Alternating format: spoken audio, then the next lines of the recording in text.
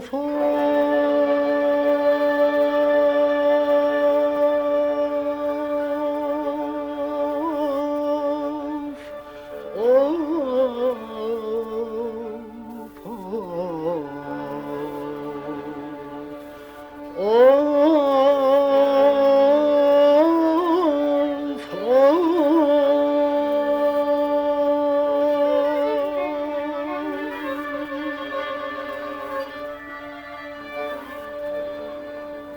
hicran açmışdır sinede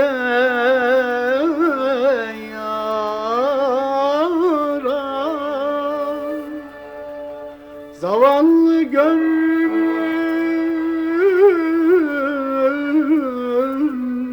neşesi kara. Talih'in zulmeti yol vermez yara.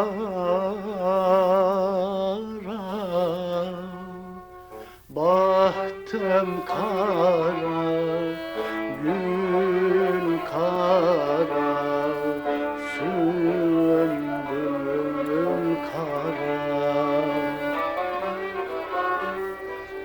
Bahtım kara, gün kara, sümbül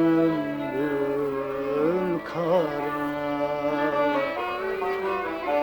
Sabret gönül, bir gün olur bu hasret biter.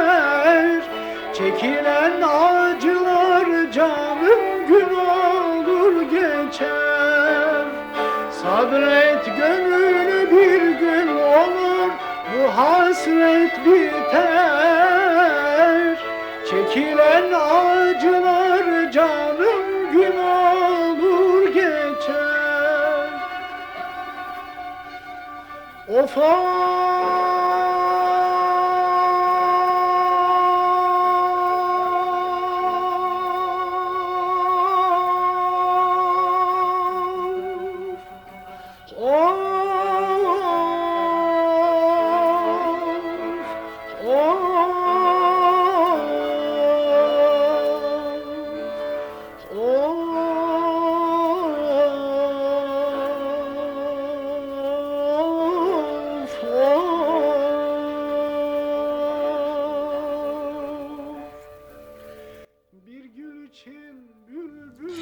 Merhaba değerli dostlarım. Size öncelikle eski İstanbul görüntüleri ve çok sevdiğim taş plak müzikleriyle bir süre baş başa bırakmak istedim. Umarım siz de benim kadar seviyorsunuzdur ve dinlemekten keyif alıyorsunuzdur. Bugün bambaşka, biraz da hüzünlü, biraz zarif bir kalem sahibi Ziya Osman Sabah'ın dünyasında konuk olacağız. İlk kez 1943 yılında yayınlanan ve yazılarıyla özdeşleşen Mesut İnsanlar Fotoğrafhanesi bizi eski İstanbul'un, o Beyoğlu'nun kalabalık ama hüzünlü sokaklarına götürecek. Bu hikaye vitrinlerdeki mutluluğu izleyen bir adamın aslında hepimizin içinde taşıdığı o aidiyet, sahiplenilme, sahiplenme ve mutluluk arayışını anlatıyor. Bu eşsiz eseri sesiyle ölümsüzleştiren Türk tiyatro ve seslendirme sanatının usta değerlerinden ismi Sezai Aydın, ki çok severdim. Saygı ve rahmetle anıyorum kendisini. Bize bıraktığı bu güzel değer için ona sonsuz teşekkürler ediyorum. Umarım keyifle dinleyeceğiniz onun bu güzel sesiyle yorumlanmış kitaptan siz de keyif alırsınız. Şimdi gelin sizler için derlediğim o dönem fotoğrafları eşliğinde hep birlikte o eski fotoğrafhanenin kapısını aralayalım. Şimdiden iyi seyirler, iyi dinlemeler diliyorum.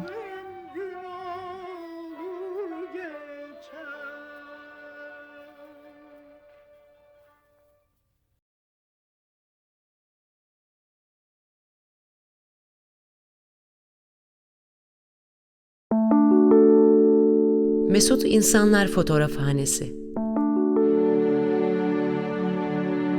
Yazan Ziya Osman Sabah. Seslendiren Sezai Aydın.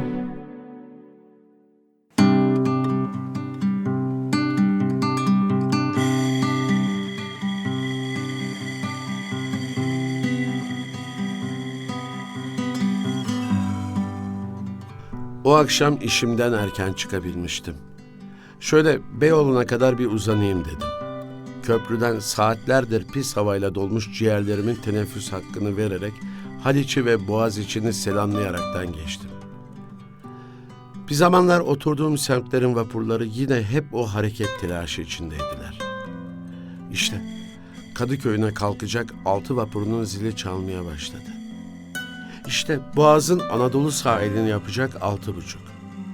Bir zamanlar saniyeleri bile kıymetli olan bu kah küsurlu, kah küsursuz rakamlar şimdi benim için eski ehemmiyetlerini ne kadar kaybetmişler. Zil istediği kadar acılaşabilir, memur demir kapıyı kapamak tehdidini istediği kadar ileri götürebilir. Ben artık o vapurların yolcusu değilim. Benim oralarda artık kimsem kalmadı. Yüksek kaldırımdan istediğim kadar yavaş, eski kitap satan dükkanların camekanları önünde istediğim kadar oyalana çıkabilirim. Tünele varınca tramvay bekliyormuş gibi üzüntülü bir hal alarak tramvaya binenleri seyreder, sonra yayan gitmeye karar vermiş bir insan tavrıyla etrafı seyrede de Galatasaray'a, Taksim'e kadar yürüyebilirim. Karşımdan insanlar geliyor. Arkamdan insanlar geliyor. Arkamdan yürüyenler nihayet beni geçiyorlar. Karşımdan gelenlerin bazılarıyla bir an bakışıyoruz. Bazıları beni görmüyorlar. Benim de görmediklerim oluyor. Bana sürtünenler, çarpanlar oluyor. Erkekler, kadınlar, uzun boylular, kısa boylular, yaşlılar, gençler, güzeller, çirkinler, zenginler, fakirler, kocalı kadınlar, henüz nişanlılar, yalnızlar, kolunda sevgilisi olanlar, anneleri yanında yürüyen küçük çocuklar var. Cahit Sıtkı'nın bir şiirinde gün hazinesi dediği bacaklarını uzun konçlu şosonlarda hapsetmiş bir ömür hazinesi genç kızlar var. Yalın ayak çocuklar da var. Ayakları muhafazalıların arasında seyirtip gazete satmaya çalışıyorlar. Fakat ayakları üşümüyor gibi. Herhalde alışmışlardır diyorum. Hem onlar da kunduralılardan daha az mesut görünmüyorlar. Onlardan gazete alan zenginler verdikleri paranın gerisini istemiyorlar. Bu onların sevincini bir kat daha artırıyor. İki yanında bu insanları giydirmeye, doyurmaya, eğlendirmeye, bir kat daha mesut etmeye mahsus dükkanlar, mağazalar, salonlar var. Onların camekanları önünde durmaktan, hayale dalmaktan kendimi alamıyorum. Şu oda takımı ne güzel. İnsan yemekten sonra şu geniş koltukta kim bilir ne kadar rahat eder. Şu abajur elindeki örgüsüne dalmış karısının yüzüne kim bilir ne tatlı bir pembelik verir. O zaman koca gazetesini bırakarak karısının seyrine dalar. Şu masa karşıki mağazada satılan radyolar için bilhassa yapılmış gibi. Tam uygun gelecek. Radyonun üstüne de şu ileride antikacıdaki biblolardan biri. Şehrin en büyük mobilyacısı bütün bir yatak odası takımı teşhir ediyor. 2 kişilik karyola, atlas yorganı serilmiş. Başucunda komodinine, üstündeki gece lambasına, yerde küçük halısına, pencerelerdeki tül perdelerine varıncaya kadar düşünülmüş tam bir yatak odası.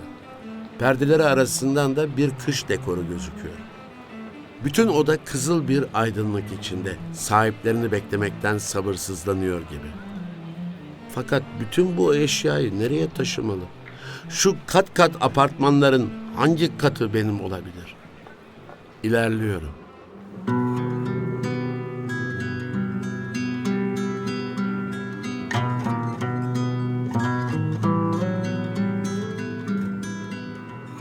Ya şu mağazadaki mavi kolye? Tanıdığım kızlardan şu en mavi gözlüsüne ne kadar yaraşacak. Fakat o kız benim sevgilim değil ki. Bir kunduracının camekanında yanlara doğru kaçışmış gibi duran, kimi kapalı kimi daha dekolte, bütün mahremiyetleriyle kadın terlikleri bütün bir ev hayatını hayal ettiren terlikler. Ah, şu kadın eşyaları, çamaşırları, elbiseleri satan mağazalar. Düşünüyorum ki bütün o çamaşırlardan, elbiselerden, tayyörlerden, mantolardan istediğim kadar alacak param olsa da onları kullanabilecek, onları giyebilecek, bütün bunlar senin için diyebileceğim kimsem yok. Sanki bütün bu mağazalar, bütün şu insanlara saadet satıyorlar. Şu manavdaki renk renk, türlü türlü yemişler. Mesela şu iri sarı kabuklular portakal değil. Bir sofra saadetini tamamlayacak bir başka lezzet, koku ve serinlik saadetidir. Şu satıcılar avaz avaz bağırarak şu sattıklarımızdan da alın, daha çok mesut olun demek istiyorlar. Hele şu köşede ta Vefa'dan getirilmiş boza şişeleri. Bu yemekten birkaç saat sonra bir babanın ailesi efradına üzerine tarçın ekerek, leblebiler koyarak yudum yudum tattıracağı bir nevi şahsına münhasır saadet değil de nedir? Bu caddeye ne kadar da çok fotoğrafçı toplanmış. Şimdiye kadar kaç tanesinin önünde resimleri seyrede aldım. Bütün bu mesut insanlar buralara da saadetlerini tespit ettirmek için koşuşmuş olacaklar. Bu resimlerde yaşayacaklarından daha uzun zaman tebessümleri devam edecek. Şu gelin, demin gördüğüm kocalı kadın değil mi?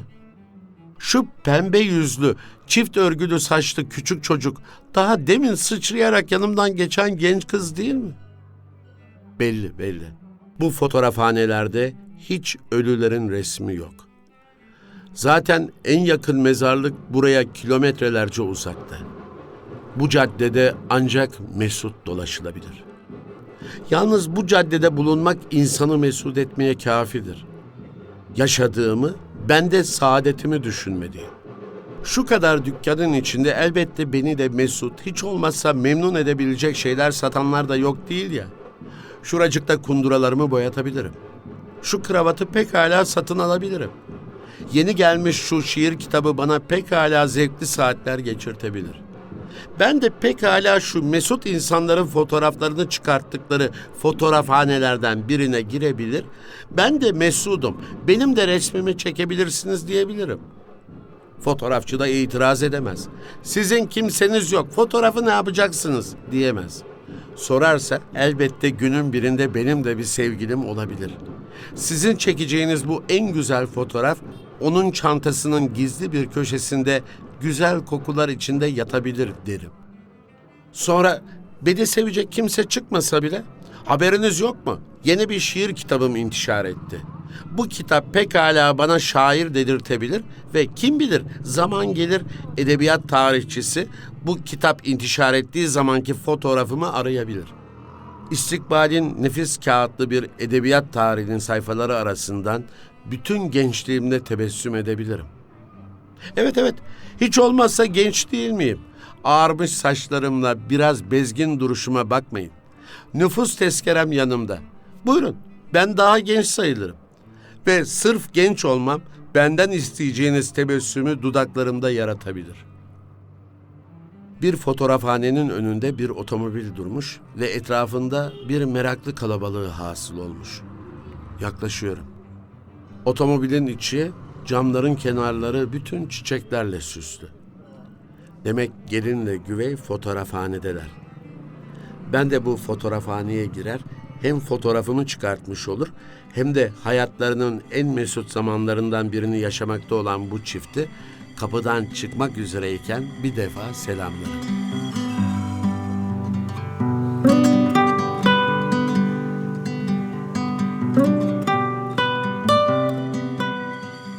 Bütün duvarları fotoğraflarla kaplı holde bekliyorum. Bütün fotoğraflardaki insanlar tebessüm ediyorlar. İşte yeni rütbesinin verdiği gurur ve emniyetle istikbaline gülümseyen genç subay.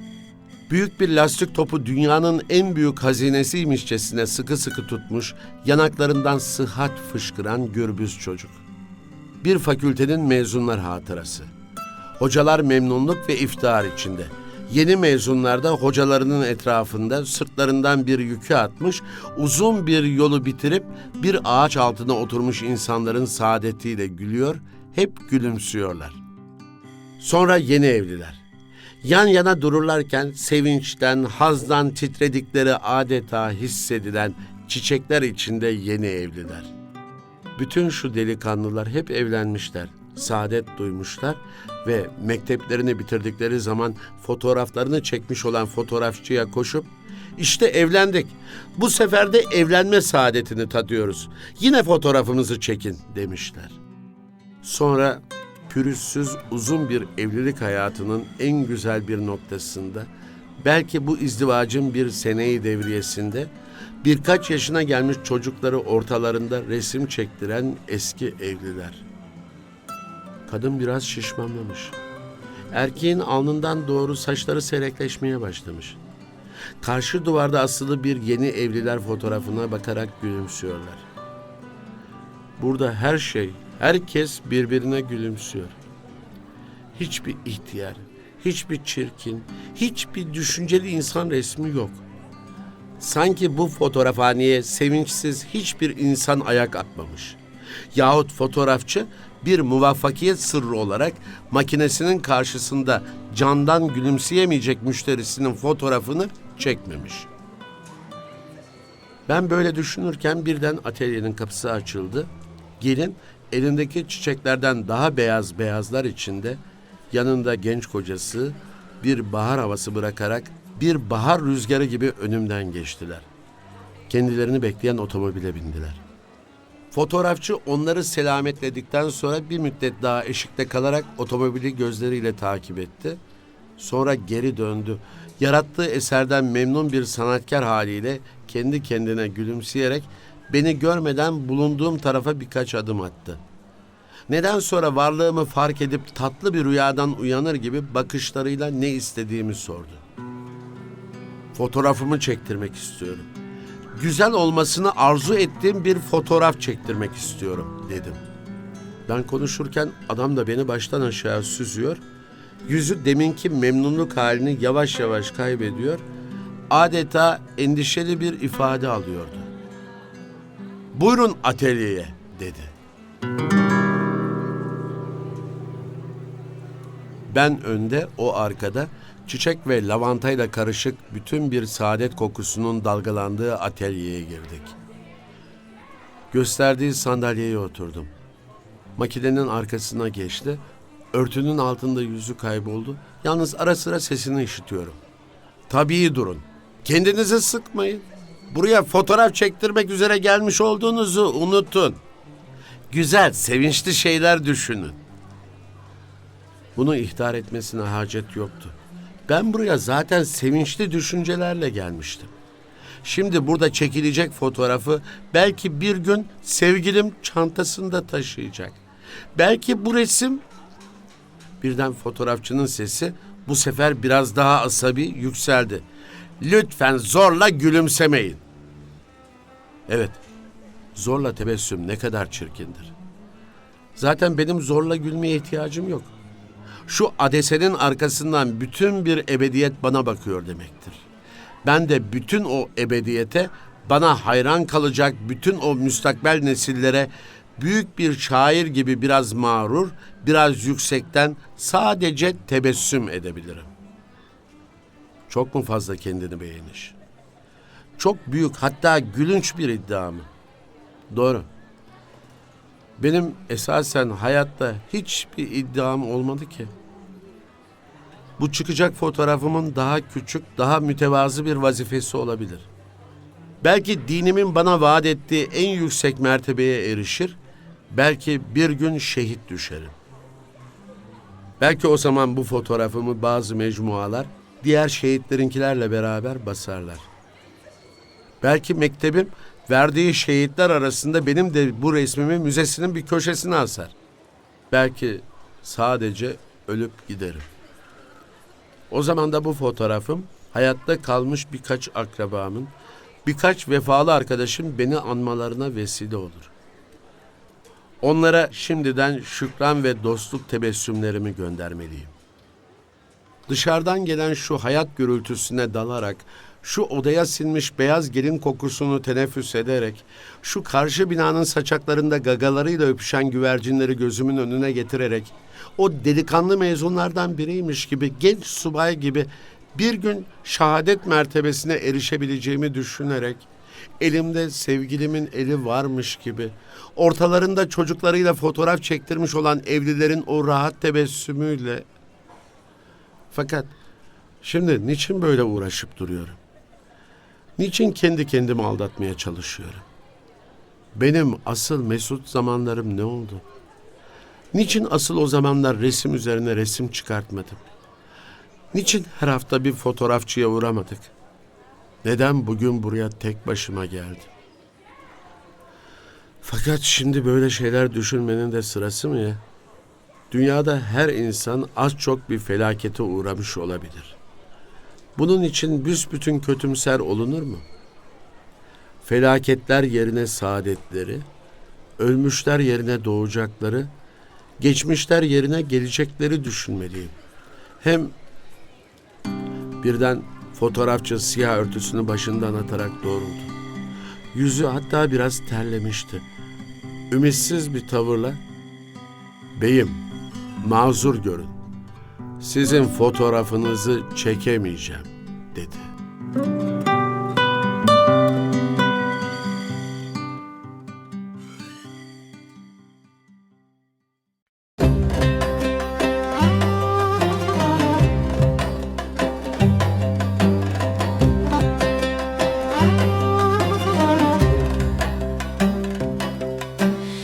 İstiklal'de akşam bir ince keder, vitrinde o mesut simalar geçer.